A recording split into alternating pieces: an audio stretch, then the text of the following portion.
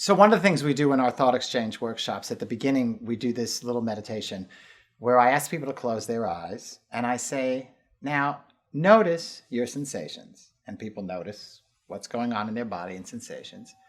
And then I say, notice your thoughts. And then I go back to saying, notice your sensations. And then back to notice your thoughts. And then I say, now, notice who's noticing all that. And so what you'll notice is that you are not your sensations or your thoughts. You are the invisible noticer noticing those sensations and thoughts. So even your sensations and thoughts are not who you are. And it's very important to know that, because until you can be in the position of noticer or observer, you think you're affected by your sensations and thoughts. You think that they can hurt you. You think that they can do things to you. And that makes it harder to stay with your sensations. When you know you're an invisible observer looking at sensations and thoughts, you are free. You are, as the Buddhists say, nothing, located nowhere.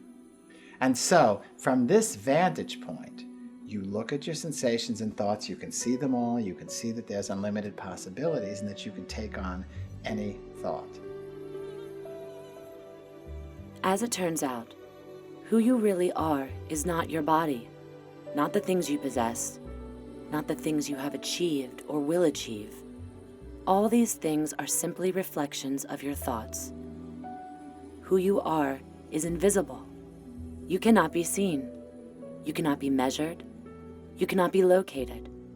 You cannot be reached or hurt or destroyed by anything in the physical world, any more than you could be destroyed by your reflection in the mirror. Here we are, having spent our whole lives calling the physical world the real world, and the invisible world of thought and imagination unreal. And now we find out it's just the opposite. You wouldn't call what's in the mirror the real world, but you would call what's in front of it the real world. By the same token, if the physical world is a mirror of our thoughts, then the physical world is just a reflection of our thoughts.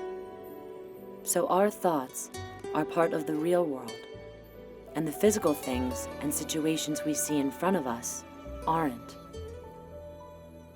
Now, it's one thing to say this, but it's another thing entirely to actually experience it for yourself.